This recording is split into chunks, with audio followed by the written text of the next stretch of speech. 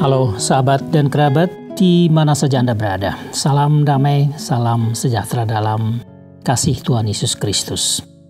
Saya Frederick Makitan kembali lagi menemui Anda di ruang yang sama dalam acara Dia. Dan sahabat, kita akan meneruskan perjalanan panjang kita. Tetapi kita masih berada di bawah satu tema, yaitu tema besar, yaitu khotbah Yesus di bukit. Ya, kita tahu bahwa dalam acara ini kita hanya akan mendengarkan apa saja, mempelajari, merenungkan apa saja perkataan Yesus yang diucapkan oleh Yesus sendiri pada waktu pelayanannya 2000 tahun yang lampau, tetapi yang sampai kepada kita melalui kitab suci. Dan kita sudah dalam perjalanan beberapa episode yang lalu, cukup panjang, kita sudah membahas satu demi satu khotbah Yesus di bukit ini yang dicatat secara lengkap oleh Matius, penulis kitab Injil Matius, mulai dari Matius pasal 5, 6, dan 7. Dan kita sudah menyelesaikan seluruh pasal 5 dan 6. Dan sejak episode yang baru lalu, kita sudah memasuki pasal ke-7. Ya, ini pasal yang terakhir. Dan hari ini kita masih di pasal ke-7 tentunya, dan kita berada di bawah satu hal yang diajukan atau difirmankan oleh Tuhan Yesus sendiri. Ini masih dalam hubungan dengan doa. Dulu Yesus sudah banyak bicara tentang hal berdoa, misalnya doa Bapa kami. Nah, kali ini setelah beberapa topik yang berbeda, Tuhan Yesus kembali lagi berbicara tentang hal doa. Dan kali ini akan sangat menarik. Saya yakin akan sangat menarik kita semua, walaupun kita juga tentunya sudah tahu atau pernah membaca, mendengarkan penjelasan-penjelasan tentang hal ini. Nah, secara khusus dalam Matius pasal 7 ayat 7 sampai 11. Ya, sebelum kita bahasnya saya baca dulu secara cepat buat Anda, karena ini cuma berapa ayat ya? 5 ayat saja. Oke. Yesus mengatakan, "Mintalah maka akan diberikan kepadamu, carilah maka kamu akan mendapat, ketoklah maka pintu akan dibukakan bagimu. Karena setiap orang yang meminta menerima, dan setiap orang yang mencari mendapat, dan setiap orang yang mengetok baginya pintu dibukakan. Adakah seorang daripadamu yang memberi batu kepada anaknya jika ia meminta roti? Atau memberi ular jika ia meminta ikan? Jadi, jika kamu yang jahat tahu memberi pemberian yang baik kepada anak-anakmu, apalagi Bapamu yang di surga, ia akan memberikan yang baik kepada mereka yang meminta kepadanya." Ya, menarik sekali. Paling senang ini ayat-ayat ini ya. Jadi Tuhan mengatakan minta. Dan seterusnya nanti kita akan bahas. Nah, saya memberikan tema atau judul dari perenungan kita, pembelajaran kita ini adalah yang meminta akan menerima. Nah, senang sekali dengan tema ini. Yang meminta akan menerima. Nah, sahabat dan kerabat, kalau kita merenungkan secara keseluruhan, memang ada beberapa poin yang perlu kita perhatikan di sini. Yang pertama, dengan ayat yang kita sudah baca tadi, mintalah maka akan diberikan kepadamu, carilah maka kamu akan mendapat, ketoklah maka pintu akan dibukakan bagimu. Kita melihat di sini bahwa Yesus mengajak audiensnya pada waktu itu, 12 murid dan sekelompok orang yang lain. Yesus mengajak audiens pada waktu itu, dan juga tentu pada saat ini Yesus mengajak kita sebagai orang-orang yang telah mengaku diri sebagai orang-orang yang beriman kepada Yesus Kristus. Nah, yang Yesus meminta kepada kita sebenarnya adalah inisiatif kita sendiri. Ya, kita yang ambil inisiatif. Minta. Ya, meminta. Mencari. Dan mengetok. Meminta dari mana? Meminta dari Tuhan. Mencari dari mana? Mencari dari perbendaharaan kasih Tuhan. Dan mengetok. Mengetok apa? Mengetok pintu hati Tuhan. Jadi inisiatif kita yang dibutuhkan oleh Tuhan, yang diminta oleh Tuhan adalah inisiatif kita untuk datang kepada Tuhan, meminta dan mencari apa yang kita butuhkan itu, dan mengetok pintu. Supaya mengetok pintu Tuhan, pintu hati Tuhan, supaya Tuhan bukakan itu. Nah, itu hal yang pertama. Jadi begitu pentingnya bagian yang pertama ini atau unsur yang pertama ini di dalam hal doa. Memang kita bisa bertanya kepada diri kita, apakah memang kita punya inisiatif sungguh untuk meminta, mencari, mengetok, atau kita nggak peduli sama sekali dalam hidup ini. Nanti kita akan bahas. Yang kedua, adanya respons dan jaminan dari Tuhan sendiri. Jadi kalau kita datang meminta, kita mencari dari Tuhan dan kita mengetok pintu hati Tuhan, maka akan ada respons. Dan respons Tuhan itu merupakan jaminan. Nah, ini yang paling enak, ini yang paling orang sukai. Sebagai orang-orang beriman, tentu kita yang mau berdoa kepada Tuhan, meminta sesuatu kepada Tuhan, kita suka sekali apa yang merupakan jaminan dari Tuhan. Apa yang Tuhan katakan? Kita akan menerima kalau kita minta. Jadi kita akan menerima apa yang kita minta. Ini jaminan dari Tuhan. Kita akan mendapatkan apa yang kita cari itu. Cari dia dari dalam Tuhan. Di dalam satu bentangan kasih Tuhan, kemahakuasaan Tuhan, kita mencari dari situ. Maka kita akan mendapatkan jaminan. Dan juga jaminan yang ketiga, ada kalau kita betul-betul mengetok pintu hati Tuhan, sebagai seorang yang rendah hati, sebagai seorang yang membutuhkan, sungguh-sungguh membutuhkan, maka pintu akan dibukakan kepada kita dan Tuhan akan menyambut kedatangan kita dan mau mendengar apa yang kita minta. Wah, ini jaminan ini enak sekali. Sayang kalau kita tidak melakukannya. Ya, kalau kita membiarkan hidup ini berjalan begitu saja sesuai dengan kehendak kita, lalu mengabaikan apa yang Tuhan inginkan, yaitu kita minta, mencari, dan mengetok pintu hatinya. Dan apa yang Tuhan sudah berikan sebagai jaminan bahwa kalian akan mendapatkan yang kamu cari. Kalian juga akan mendapatkan apa yang kalian atau menerima apa yang kalian minta. Dan juga aku akan membukakan pintu hatiku selebar-lebarnya, menyambut kalian dan menjawab kalian. Luar biasa respons. Nah, tapi ada satu persoalan lain yang kita perlu tahu.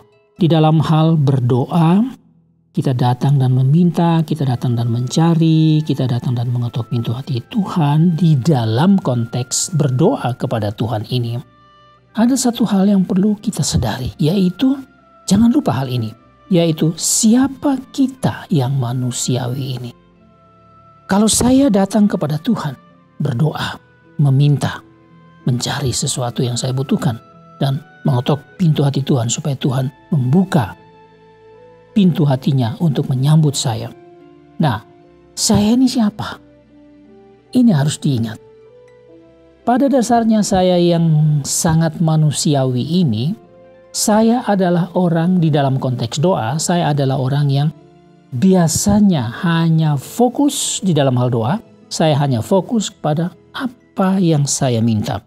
1, 2, 3, 4, 5, 6, dan seterusnya. Dalam kebutuhan dari segi kebutuhan ini, dari segi ini, dari segi ini. Di dalam waktu ini, di dalam waktu yang akan datang. Dalam situasi ini, dalam situasi seperti itu. Dalam kondisi kehidupan semacam ini.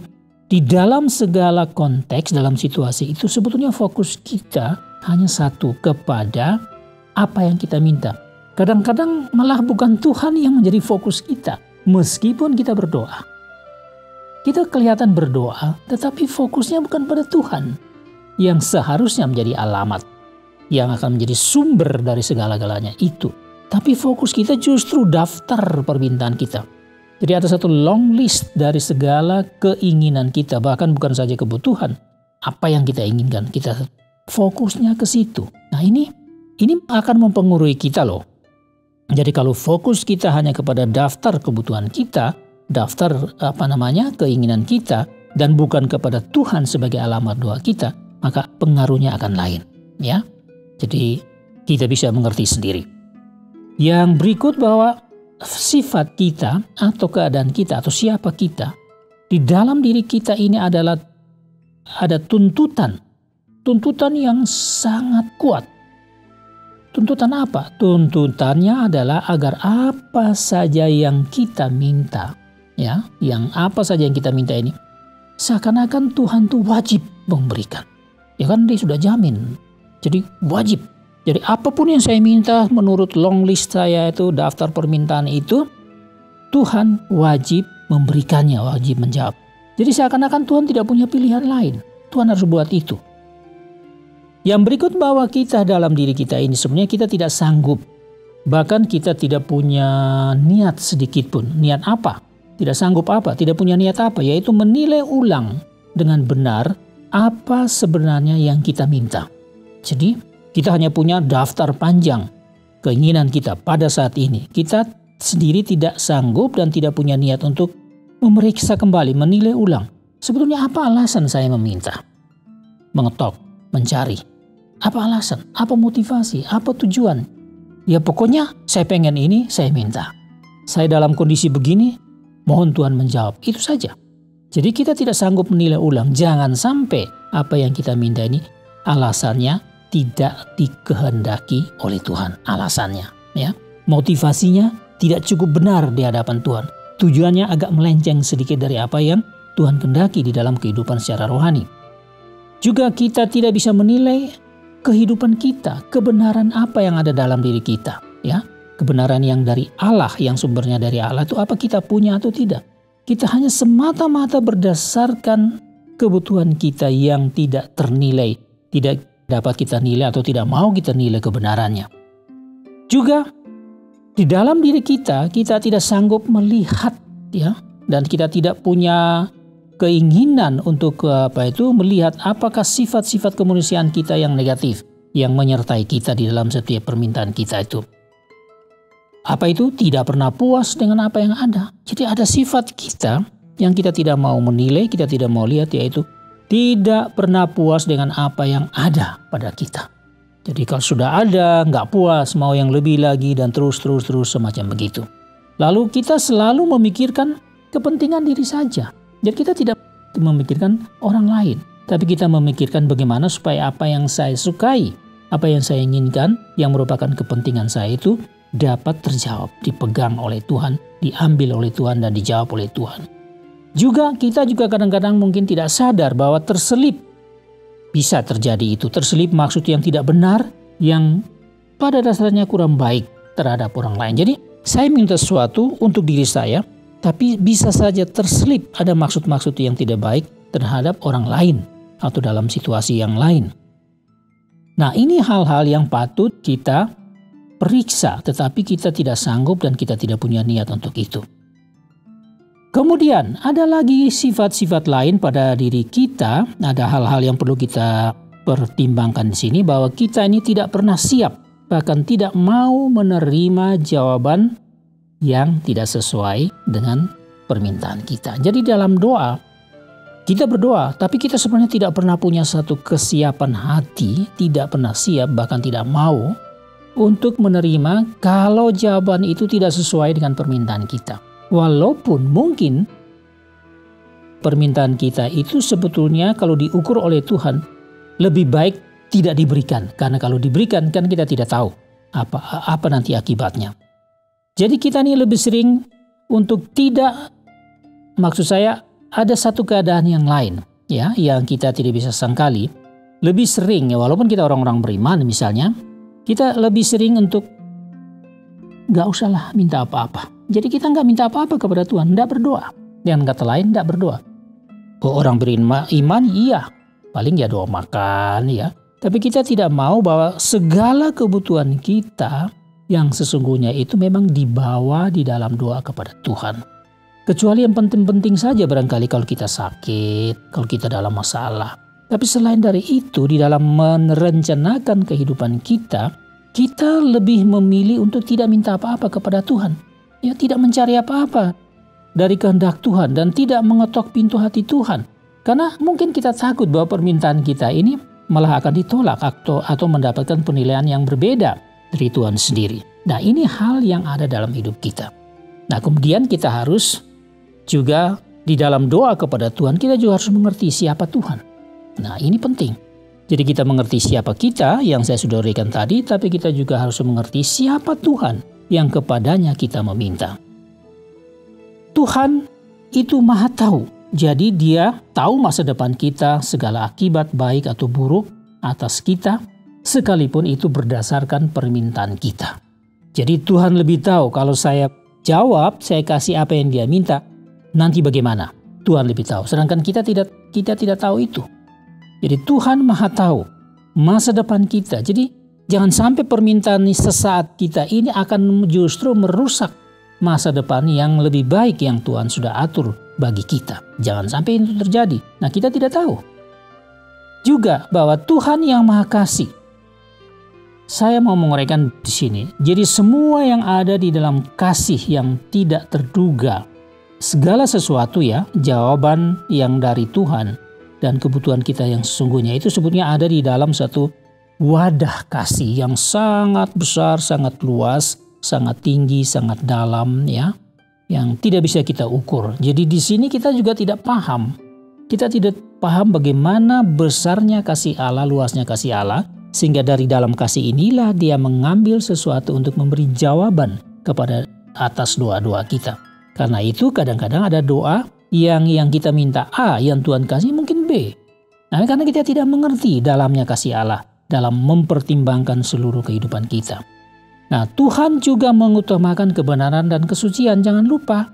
Jadi kalau kita berdoa, meminta, mengetok pintu hati Tuhan ya, selalu Tuhan ambil itu dan menilai sejauh mana ini cocok dengan kebenaran dan kesucian dari kehidupan yang diinginkan Tuhan. Kadang-kadang kita ada pikir itu semua, enggak pikir, pokoknya itu saja, fokusnya pada apa yang aku minta, itu aja. Juga bahwa Tuhan selalu ingin mendidik dan membentuk kita, apalagi kita sebagai orang-orang beriman. Dia membentuk kita yang dikasihinya agar kita menjadi lebih baik.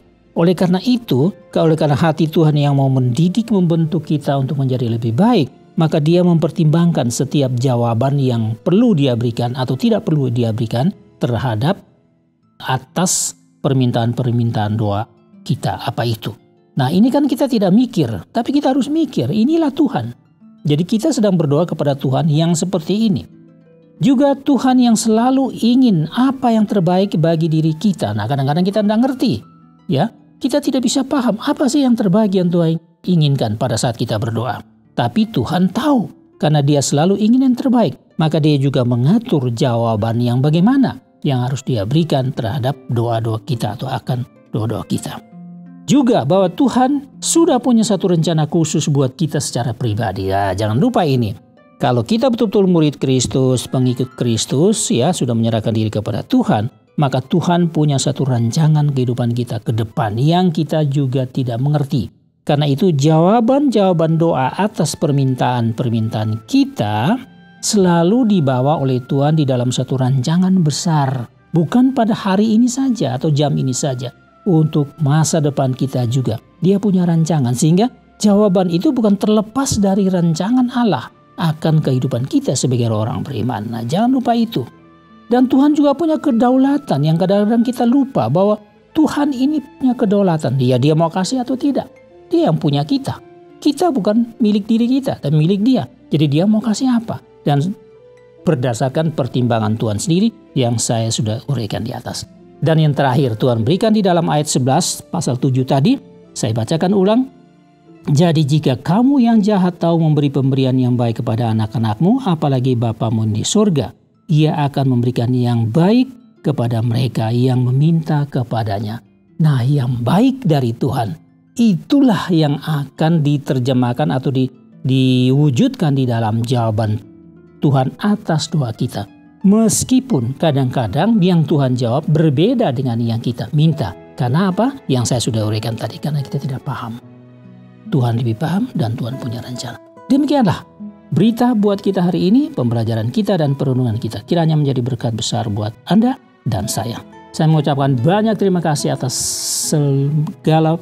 perhatian Anda di dalam perenungan ini. Dan saya yakin dalam doa saya, Tuhan akan memberkati Anda dan juga saya, kita semua.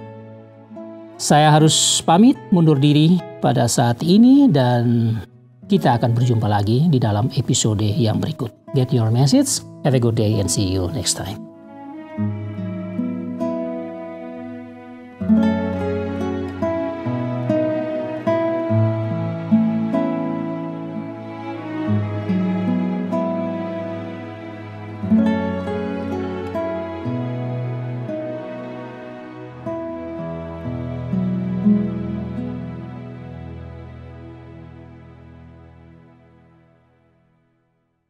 Terima kasih Anda sudah mengikuti program kami. Jika Anda diberkati, jangan lupa like, komen, dan share supaya Anda tidak ketinggalan setiap program terbaru kami. Jangan lupa juga untuk subscribe channelnya dan nyalakan loncengnya. Jika Anda ingin mendukung pelayanan kami, bisa melalui rekening kami berikut ini atau menghubungi kami di sini.